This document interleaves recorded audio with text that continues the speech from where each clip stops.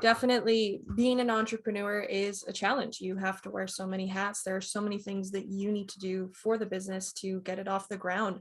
So I'd love it if you can walk myself and the audience through a typical user journey for an entrepreneur on the eQuo platform and what resources you're able to provide them along the way. No, absolutely. So what we've done is we've created a logic layer.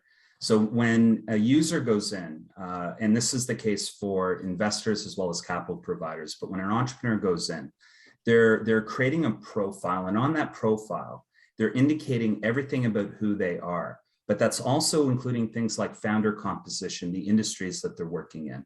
It's including key information, whether or not they're utilizing AI or certain technologies. What is the size and the scale of their company? What's the stage of their company? And all of this meta tag data, what that's allowing us to do is to actually find the right corresponding investors and capital providers in order to properly create a match that isn't going to waste either party's time.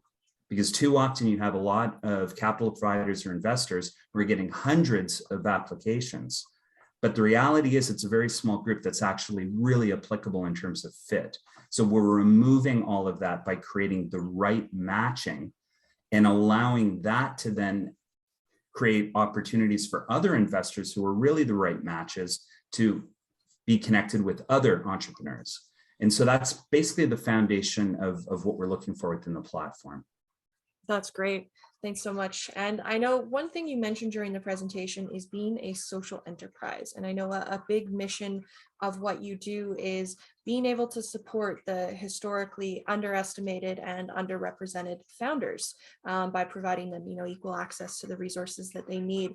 So perhaps you could tell us a little bit about how you're doing this and how you're doing it differently than what the current status quo is. Yeah, one of the things that I think is really important, especially at a time, and rightfully so, that people are really focused on specific groups of founders. The reality is we've stopped making comments like, oh, they're marginalized. Because when you actually add up female founders, when you add up Black founders, when you add up Indigenous founders, they represent the majority of the businesses that are out there. But they're not the only people that are being underestimated. It's small businesses under $10 million. We've got this huge focus on large scaling companies. So what we're doing is we're creating a platform that, as well as creating the transactional and the correct matches to form a distributed marketplace, we're democratizing the opportunity so that founders are being financed and they're able to get found based on their ideas, based on the market traction. But we're also able, because we're indicating what founder composition and industries are, we're able to now find allies of those people. So if there are investors who are specifically looking for very specific groups, or even industries, because industries that aren't tech have been underestimated as well. The reality is you have agriculture industries, manufacturing industry, retail industries. Look at what we've just seen today.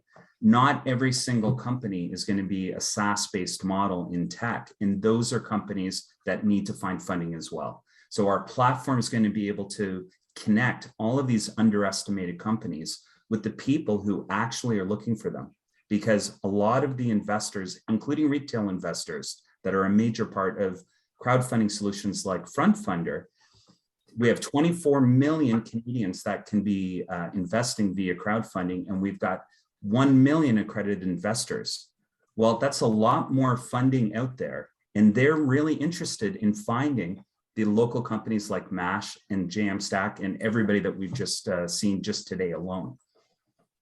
Absolutely. I think definitely it's a big task. And I think, the numbers that you presented just show how much of an impact can be had by giving everyone these opportunities, which is truly incredible.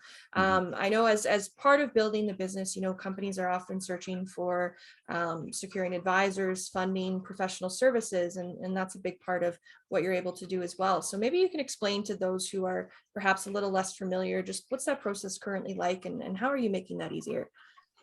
Yeah, currently what's happening is most ecosystems are either closed ecosystems where you happen to know somebody because you're in the right network. But generally speaking, there are a considerably large amount of resources, not just capital resources, but human resources.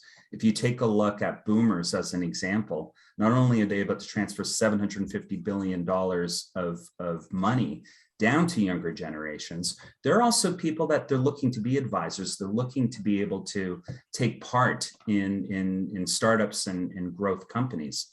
So the same algorithms that we've created to create the early matches to find capital resources, we will be later employing as we build out our roadmap towards basically human capital as well. And so what that's going to allow us to do is to pull in talent. It's going to allow us to pull in advisors. And these are the things that once you get funding, you need to execute on that funding, and that takes people. And so the reason why we're starting with funding first is it's a pretty critical area that every business right now is starving for. Our goal is Q1 funding and capital solutions of this year. Q2, we're going to be introducing the marketplace. And that's where you're going to be able to find customers within our platform. Because at the end of the day, the best form of funding is paying customers. And then later, as we grow, that's then when we're going to start to pull in all of the human capital resources that all of these businesses desperately need to truly be able to scale. That's great. Absolutely. I know you had used earlier the term distributed and talking a bit about growing using a distributed approach. So how is that unique to what you guys are doing?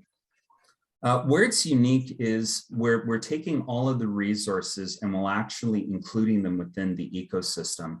What tends to happen right now is you have that mismatch. And a perfect example might be somebody might be interested in agriculture that's in the Maritimes, and you're going to have a fantastic, incredible company that's in Saskatchewan, but they can't find one another.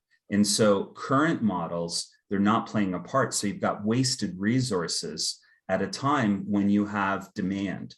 So a distributed model is actually making use of incorporating all of the available resources, all of these alternatives, and starting to pull them in so you don't have wasted resources. At the end of the day, there will always be more demand than supply, but we have more supply than what is currently being able to get found. And so our goal through a distributed model is to close that gap. So we're maximizing the current ecosystem with all resources instead of focusing just on traditional. That's great.